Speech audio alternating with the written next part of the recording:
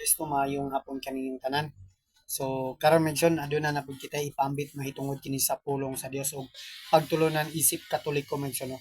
So karon ang atong pagahisgutan is about nganong manguros ang Katoliko mention no.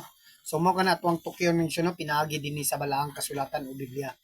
Ang pagpanguros mention no sumala din na sa 1 Korinto 1:18 mention no. Mao kana ang pagpanguros mention no.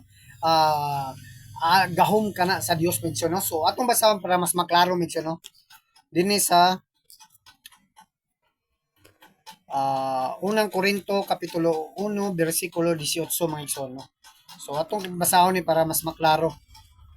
So 1 Korinto kapitulo 1 bersikulo 18. So atong i-highlights mga igsoon no. So nga nagayon diri kay ang mensahe may tungod sa kamatayon ni Kristo dito sa cross binuang alang ni adtong nangalaglag apan kanatong giluwas gahom kini sa Dios. So mao na mention no ang pagpanguros dimension no alang atong mga dili mo tuo nga sa cross mention no o dili mo tuo atong pagpanguros mention no mao katong alang mao katong mga binuang lamang alang atong nangalaglag apan kanatong mga Katoliko mention no mo na nga gahom kini sa Dios ug pasigarbo nato na mention no kay tungod sa cross mention no patay na untang kalibutan. So mato dinhi sa Galacia mention no. So atong basahon mention dinhi sa Galacia oh, kapitulo 6 bersikulo 14 mention no. So atong basahon dinhi mention no nga nagaingon diri ang apan alang kanako pag magpasigarbo lamang ako sa krus sa atong Ginoong Hesukristo kay pinaagi sa iyang krus patay na ang kalibutan alang kanako ug ako patay na alang sa kalibutan. Sumo ni no ang krus day no pasigarbo kana tungod kay diha kita giluwas sa atuang Ginoong Hesukristo no. Sumato ni San Pablo diri no. So patay na unta ang kalibutan ug patay na usab siya mga no. Sumo na ang punto din na nganong manguros ang Katoliko no. Samang paagi no dito sa langit nakita gayud ang mga tao nga adunay patik sa agtang mensuno kanang sangalan sa amahan mensuno. So atong basahon dinhi mensuno dinhi sa gipadayag kapitulo 7 bersikulo 3 menson. So nga nagaingon dinhi so gipadayag 7 tres mention no? So nga mingon siya ayaw hilabti ang yuta, ang dagat ug ang kakahuyan hangtod ang mga sulugoon sa atong Dios kapatikan namo sa ilang mga agtang. Sumo na migsunod kini nga punto mention no, kung basahon nato ni katibukan mention no, adunay ginaghatag og silot ang Dios na no.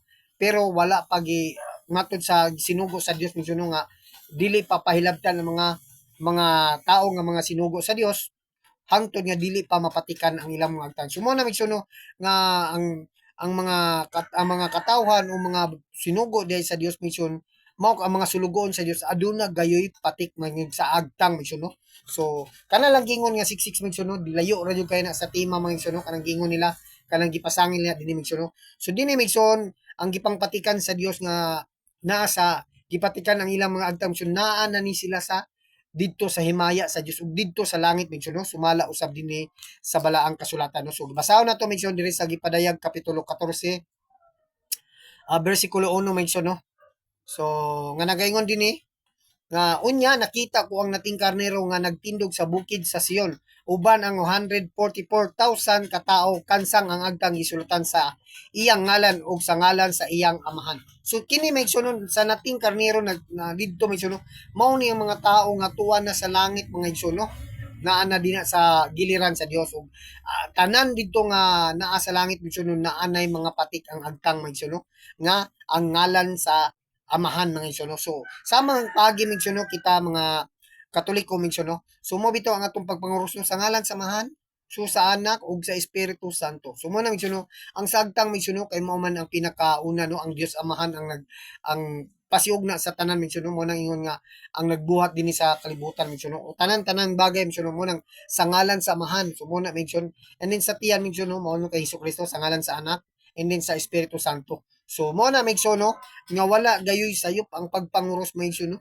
kay mingon sila nga gibalik-balik na to nga paglansang si Jesucristo nga every time nga manguros ta mao kana ang dakong sayop mention kay mato din na sa Mateo 28 mention 19 nag-ingon ang si Kristo ng panglakaw kamo sa tibok kalibutan ug isangyaw ang maayong balita, no?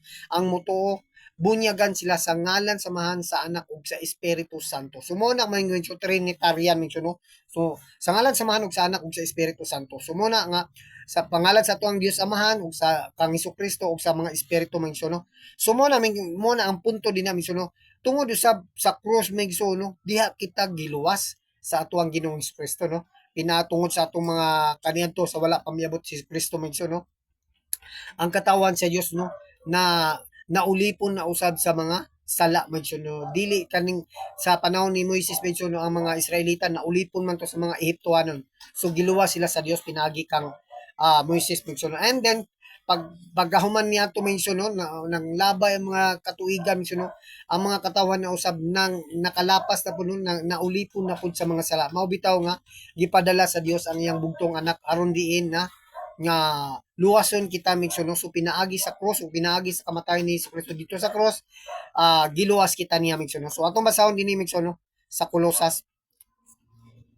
Colosas kapitulo 2 bersikulo 13 o 14 mention, no? So atong i-highlights para mas makalaro. Nga nagingon re, kaniya to patay kamo sa espiritu tungod sa inyong mga sala, tungod kay dili man kamo mga Hudiyo busa, wala may sakop sa balaod. Apan karon gibanhaw na kamo sa Dios uban ni Kristo, gipasaylo na kita sa Dios sa tanantang mga sala. Gipapas niya ang tanantang mga utang, ah, lakip ang mga kasabutan bahin niini ug giwagtang niya ang tanan pinaagi sa paglansang niini didto sa cross. So mo na mention, no, pinaagi sa cross dimension, no, mao kana nga giluwas kita sa Dios ug giwagtang niya tanan tang mga kalapasan. So mo na mention nga unsa ka importante ang pagpanguros sa Katoliko. So kita mga Katoliko mention, no, dili ta angay nga maulaw kung bisag kinsa pa atong ang anaa dinna mention, no, kung napalibutan ka mga dili manguros o mga protestante mention, ipasundayag mention, no, nga ang pagpanguros kay tungod ang cross mention, no, sumala sa atong unang sitas 1 Korinto 1:18 mention, no, nga ah, alang ka na to nga nagtuos cross gahom kini sa Dios. Pero katong wala manguros o katong di mo tuo sa cross o nagtiyaw-tiyaw sa cross vision, no, mao kato mga tao nga mga nangalaglag. So mao na mention, no, about sa atuang topic o pag-share din ng hinaut kita nga unta aduna kamoy gamay pagtulunan na katunan may tungod sa pulong sa Dios o pagtulunan ng isip Katoliko misyon. So soblihan ko pag-usab mayong hapon kayong tanan ug dalaygon ng Dios. God bless.